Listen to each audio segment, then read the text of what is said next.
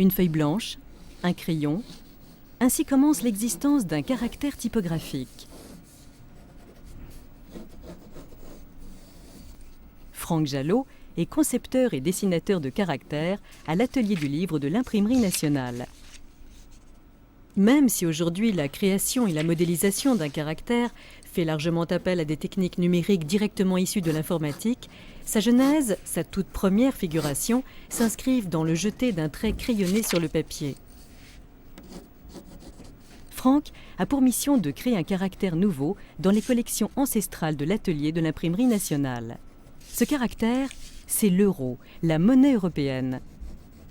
L'affaire est ardue car il s'agit de concevoir, puis de réaliser un caractère qui puisse fonctionner avec les 7 caractères exclusifs de la grande maison, aussi différents par exemple que le Garamond, le Grandjean ou le Luce. Alors je vais te montrer le résultat sur lequel je suis arrivé pour l'euro final, donc pour la gravure. On avait vu que le premier euro qui avait été décidé et dessiné pour le Grandjean était celui-ci. Celui-ci devant fonctionner donc avec un ensemble de caractères, dont le Garamond, le Grandjean, le Luce, etc. Donc je me suis arrêté sur cette forme. Je vais te la montrer donc numérisée pour que tu puisses te rendre compte à quoi elle va ressembler et ce qui t'attend. Donc évidemment, tu m'avais dit dès le départ qu'il était destiné à un corps 12. Oui, c'est ça. Donc j'ai tenu compte, j'ai essayé de tenir compte le plus possible des graisses, des caractères et du rapport plein délié. Par rapport à tous nos caractères. Par rapport à tous nos caractères. Alors maintenant, évidemment, par rapport au dido millimétrique, etc., ça peut poser quelques problèmes. Mais il est censé fonctionner avec l'ensemble de ces fontes. Donc je crois que là, c'est au point. D'accord. À toi de jouer. Donc quand j'aurai fini de graver le poinçon, à partir des fumées, on regardera la forme pour savoir si elle correspond exactement donc, à ton dessin. Tout à fait. Et puis on apportera les modifications à ce moment-là. D'accord.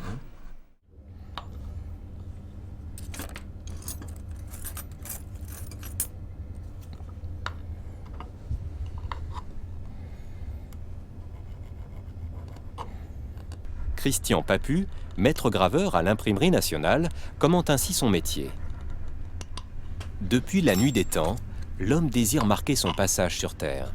Pour arriver à ses fins, et après des essais purement manuels, il invente des outils simples et aiguisés pour inscrire des traces autour de lui.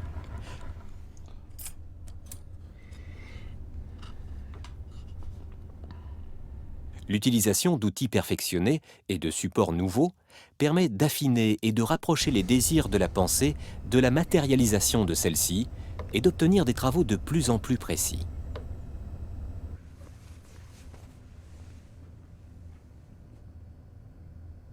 Les différentes techniques mises au point depuis ces temps immémoriaux sont aujourd'hui parfaitement maîtrisées par les artistes qui les pratiquent grâce à ceux qui les leur ont transmises.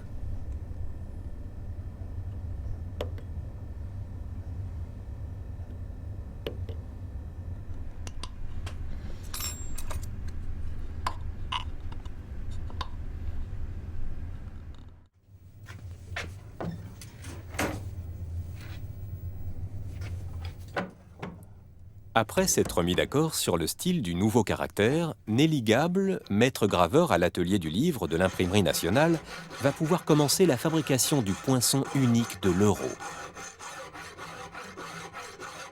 Le poinçon n'est d'abord qu'un barreau d'acier brut long d'environ 7 cm et d'une section proportionnelle à l'œil de la lettre ou du signe à graver.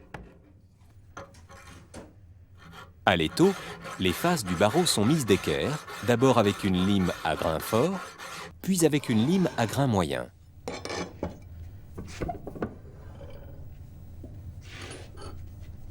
Les 4 faces du barreau sont ensuite pierrées. 2 d'entre elles devront être rigoureusement d'équerre et serviront de face de référence.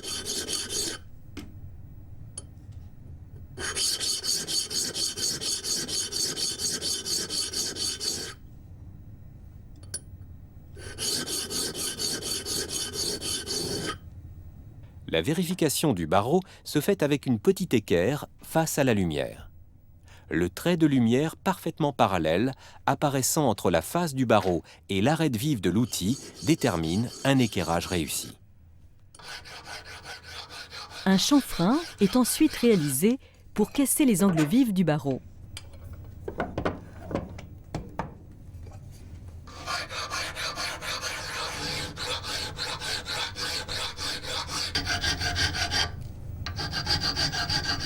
Ensuite, une des extrémités du barreau est dressée à la lime, puis pierrée sur différentes pierres en appliquant les deux faces de référence contre celles de l'équerre.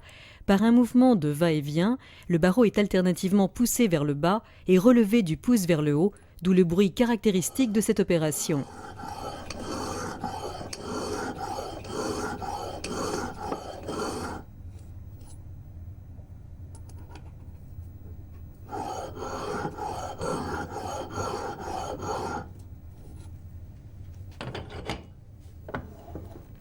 L'une des faces fixe définitivement l'orientation de la gravure. Ce sera le haut de la lettre. Pierrée différemment pour pouvoir la reconnaître, cette face recevra la signature du graveur, la grosseur du corps et le type du caractère.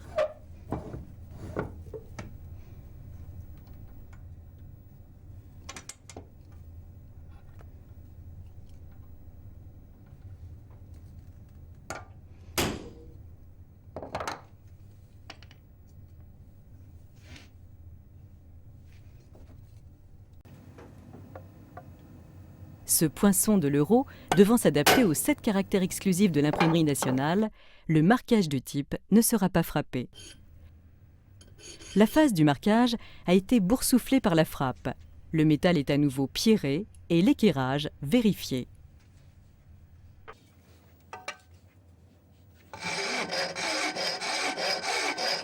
L'autre extrémité est aussi arrondie à la lime et à l'étau pour former un dôme qui permet de centrer l'effort de frappe du poinçon lors de la réalisation de l'empreinte dans la matrice.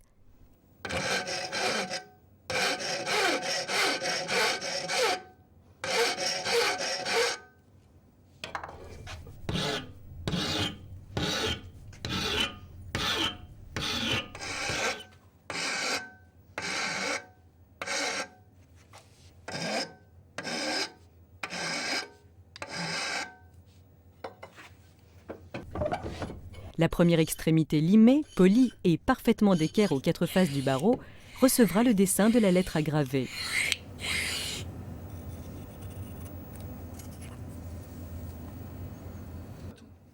Le polissage, le plus fin, est réalisé sur une pierre d'Arkansas. Il devra être polymiroir. Chaque phase de la gravure doit être donc parfaitement réussie, sous peine de voir la suite des opérations rendues plus difficiles par les défauts ou les imperfections laissées précédemment.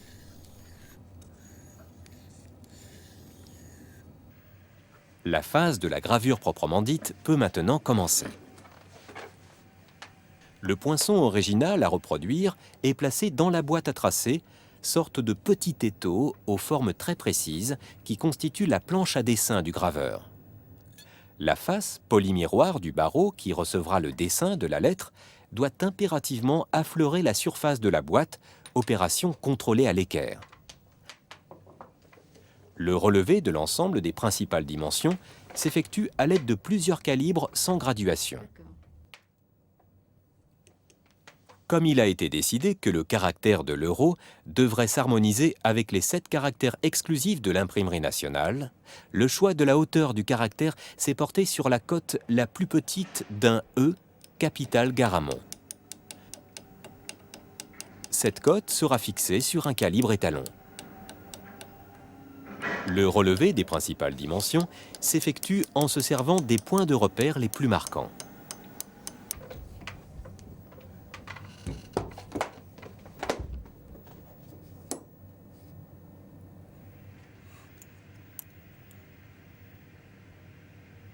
À l'aide d'un T droit, sont ensuite tracés à la pointe sèche les axes qui serviront de repères pour positionner la lettre au centre du barreau, notamment l'horizontale extérieure de la barre inférieure de l'euro, qui servira aussi de repère pour positionner le fumet.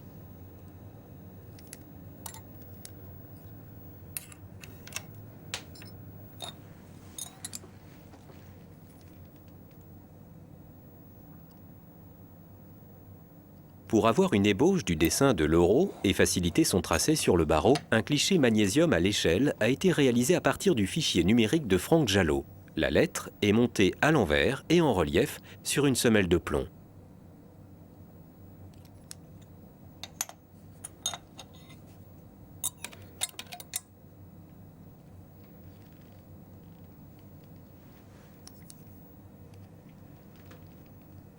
Le fumet, moyen de report, s'effectue grâce à une lampe pigeon remplie avec de l'essence minérale. Soigneusement dégraissé, notre poinçon de référence est présenté verticalement dans la partie supérieure de la flamme elle-même pour que l'œil de la lettre soit enduit d'une couche de noir de fumée à la fois fine et régulière pour ne pas engraisser le dessin de la lettre.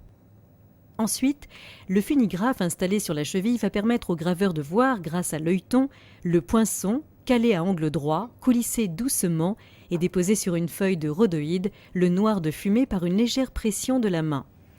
Vient la phase de report de la lettre sur le poinçon original. Sur la partie polie du poinçon, une pellicule grasse est déposée par tapotement d'une pâte de plastiline.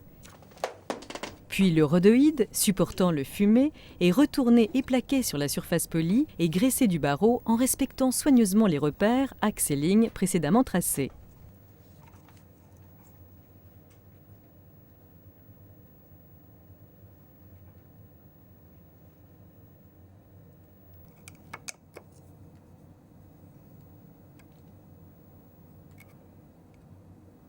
Par frottement, avec un brunissoir, l'image inversée de la lettre est transférée sur le barreau.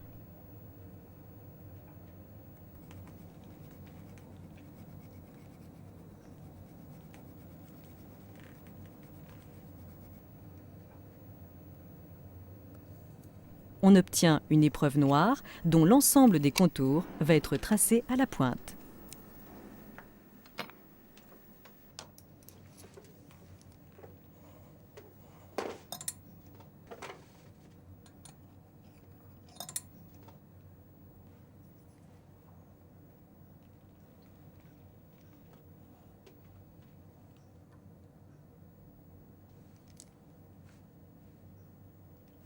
Le tracé est réalisé à la pointe sèche. Pour les lignes droites, perpendiculaires et parallèles, un T droit est utilisé. Pour les lignes obliques, un T dit de pente. Pendant cette opération, un maximum de précaution est pris pour ne pas effacer le report du fumet.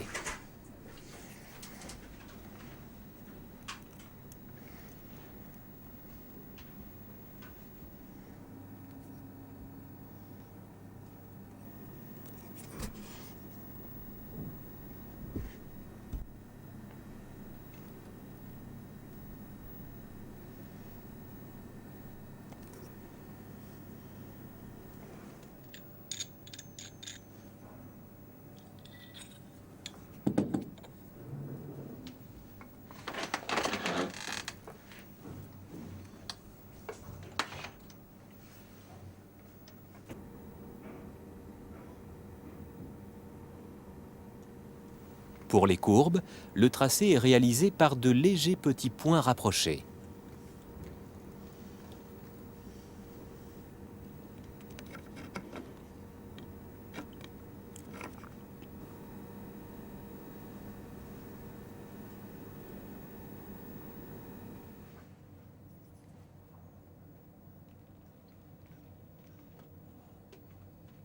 Un premier dégrossissage à la lime est effectué sur l'étau. Le barreau fixé dans l'étau, ses 4 faces sont taillées en sifflet. Des pans coupés, limés, peuvent aussi compléter cette phase de l'opération. Le but étant d'obtenir une silhouette stylisée la plus proche possible du caractère, tout en veillant bien à réserver une marge de métal d'environ 2 points autour du tracé. C'est cette marge qui permet de réaliser à la lime le talus de soutien extérieur de la gravure. À l'approche du tracé final, les limes utilisées sont de plus en plus fines. Le travail se fait sur la cheville et à la loupe par indications successives. L'indication en gravure, c'est la brillance obtenue par l'action des limes qui ont supprimé du métal sous un angle très obtus par rapport à la surface de l'œil de la lettre pour s'approcher du tracé. Cette partie brillante sous la lumière sera retirée à la lime sous un angle plus fermé, puis recréée en alternance pour s'approcher progressivement du tracé.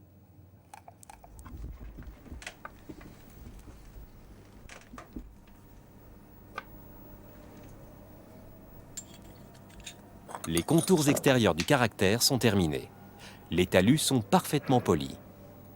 Il va falloir maintenant évider en creux les parties non visibles de la lettre. Cela constitue l'attaque des contreparties. Avant d'ébaucher les contreparties, toutes les codes extérieures ont été vérifiées avec les calibres et définitivement fixées.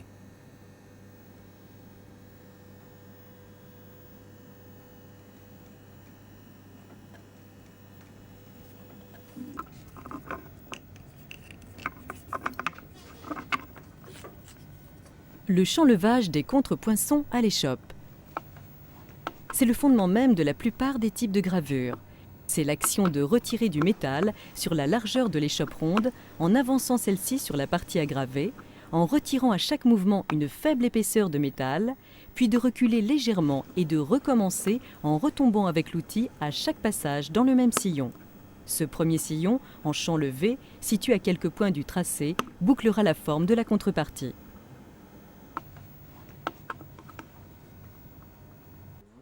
Le piquage ou repiquage des talus constitue l'opération suivante. Le creux obtenu dans les contrepoinçons permet de constater l'aspect arrondi et irrégulier des talus qu'il faudra incliner dans la bonne pente.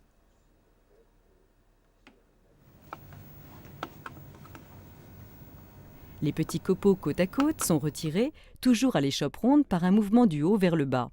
La jonction talus-fond est ensuite nettoyée en éjectant les petits copeaux formés au pied du talus. Enfin, un début de marquage de l'angle talus-fond se fait à la petite échoppe plate.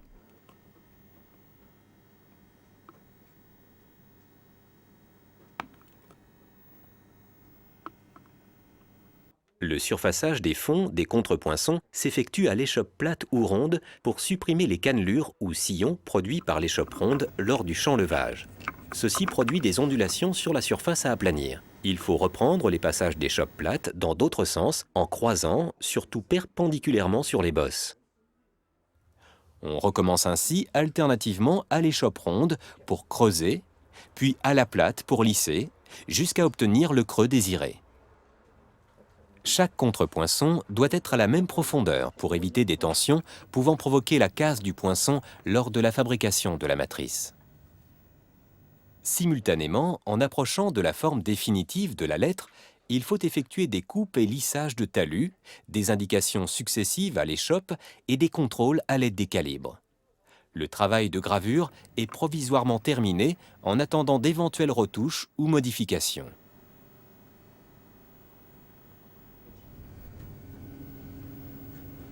Un fumé du poinçon original est alors réalisé. Il va permettre au graveur et au concepteur du nouveau caractère de juger des formes, des finesses, des graisses de la lettre et d'imaginer comment elle pourra s'insérer dans d'autres fontes.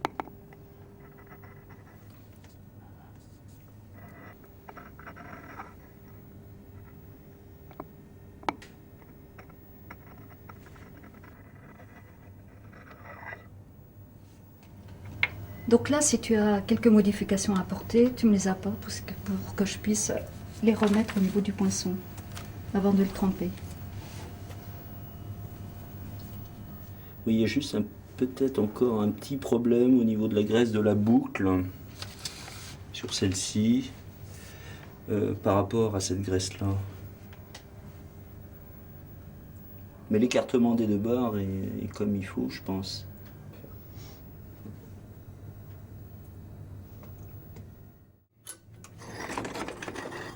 Considérant le nouveau poinçon comme définitivement abouti, il doit subir 2 traitements thermiques avant sa première frappe de matrice, la trempe et le revenu.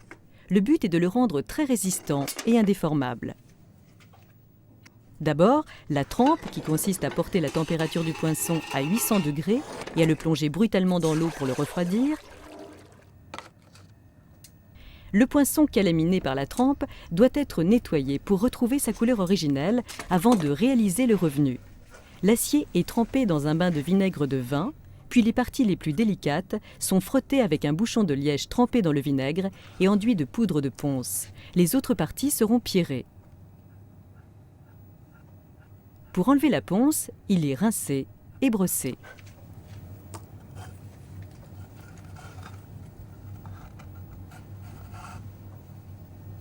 Ensuite intervient le revenu qui permet de détendre les molécules de l'acier trempé pour le rendre moins vulnérable aux pressions et aux chocs et manipulations.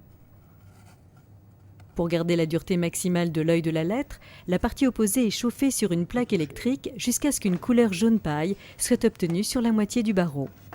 À ce moment précis, d'un geste très vif, il faut refroidir le poinçon dans l'eau et le sécher.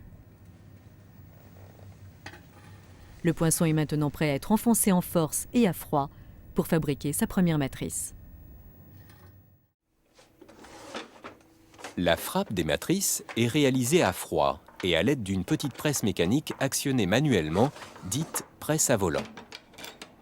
La matrice est un petit bloc de cuivre rouge rectangulaire, calibré pour être utilisé dans les fondeuses. Elle a subi un traitement thermique pour assouplir sa structure et éviter ainsi la casse des parties fragiles du poinçon. La surface vierge de la matrice, qui doit recevoir la face gravée du poinçon, est préalablement poncée et polie. Elle est ensuite mise en place et calée dans un socle récepteur. Le poinçon est également maintenu manuellement dans un châssis conçu pour obtenir un équerrage et un centrage rigoureux.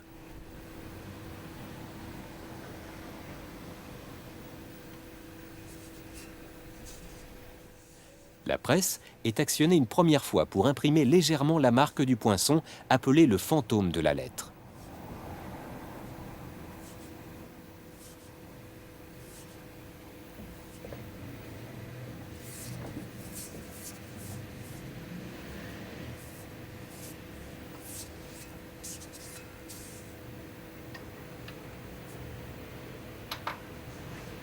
Cette phase permet de faire différents contrôles par le graveur. Précision du centrage, homogénéité de la frappe, respect des axes et de la géométrie.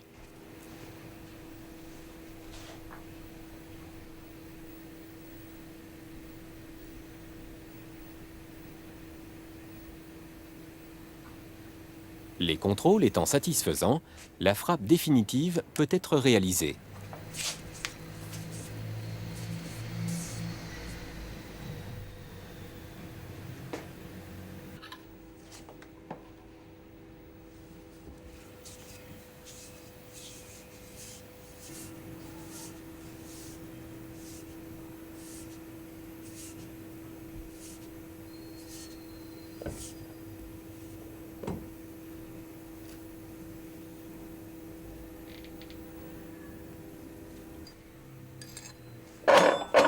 Un gabarit de sécurité est placé sur l'axe de la presse afin de contrer tout risque d'enfoncement du poinçon au-delà de la profondeur requise.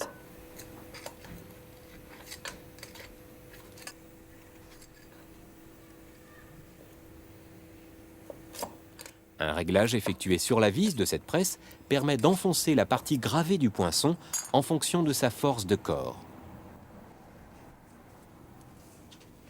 Cette profondeur de l'œil est pour les petits corps de 0,94 mm, pour les corps moyens de 1,4 mm ou de 2 mm pour les plus gros.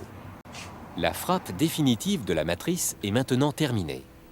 Le poinçon, lui, subira une nouvelle vérification car parfois les déliés de la lettre se cassent à la frappe. Cette opération s'appelle la justification de la matrice. Le trépied à justifier posé sur la boîte à justifier permet grâce à sa pointe centrale de positionner au fond de la matrice, sur le même axe horizontal, 4 points différents de la lettre. Si cet axe n'est pas respecté, l'œil de la lettre sera en biais, donc fondu avec un aplomb incorrect, et l'imprimeur ne pourra pas imprimer un tel caractère. 2 vis positionnées sur les côtés de la boîte permettent d'exécuter ce réglage très délicat. Le but de la justification est de donner au creux de la matrice la profondeur d'œil, en fonction toujours de sa force de corps, et son aplomb. Ces 2 critères permettront au caractère d'être fondu dans les règles de l'art. L'aplomb de l'œil de la lettre est la première opération de la justification. Ensuite, un surfaçage à la fraiseuse de cette face de la matrice permet d'effacer la déformation de frappe.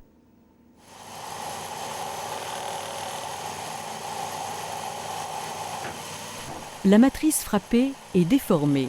Elle doit être maintenant rectifiée sur ses 6 faces.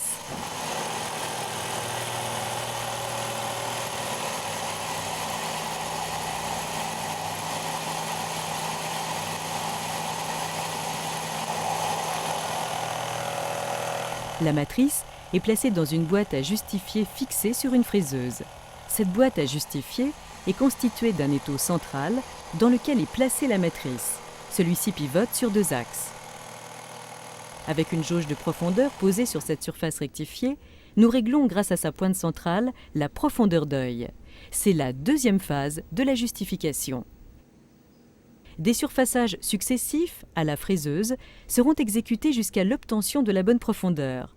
Cette cote sera affinée par un surfaçage sur une pierre après l'usinage et l'équerrage des 5 autres faces de la matrice à la fraiseuse.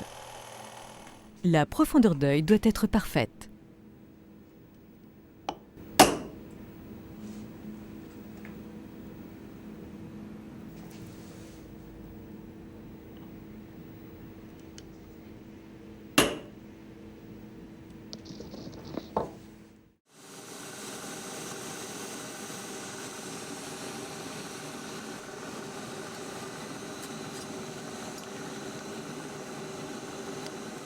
Sur l'ancienne machine Cuco, dédiée à la fonte à l'unité de caractère particulier, le plomb en fusion est maintenant à bonne température.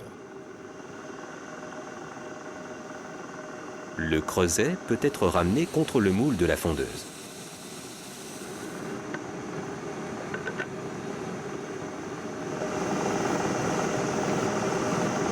Bon Joël, j'ai terminé la matrice, donc j'ai mis la bonne hauteur de 0,94 par rapport au corps. Donc tu regardes si c'est un 0,94 fort ou faible, donc on peut commencer les essais. Ça me paraît parfait tout ça.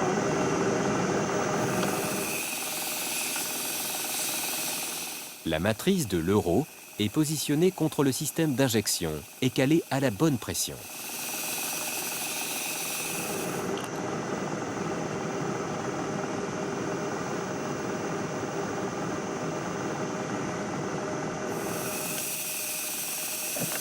La fondeuse est ensuite remise en route et les premiers plombs apparaissent enfin.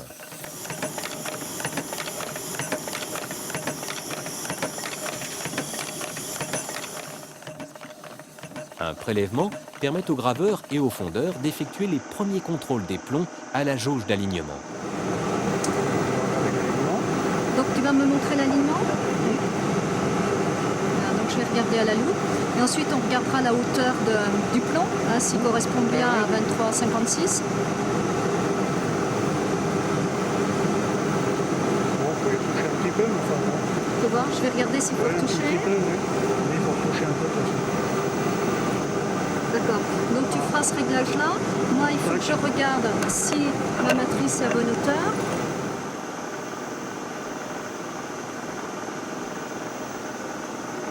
Il y a un petit jeu. Donc soit on repierre la matrice, ou soit il y a un petit réglage à faire au niveau de ta machine. Bon, non, je pense que là c'est la tolérance. Hein. Je pense que là ça va être bon. Hein. Donc là, ce jeu-là ne te gêne pas? Non, non, non, ça me gêne pas. D'accord. Donc moi, je ne touche pas à la matrice. Non, non. Et on peut fondre. On fera une épreuve et puis mais normalement c'est bon. Hein. L'euro peut maintenant rejoindre la très belle collection des 230 000 caractères de l'Imprimerie nationale.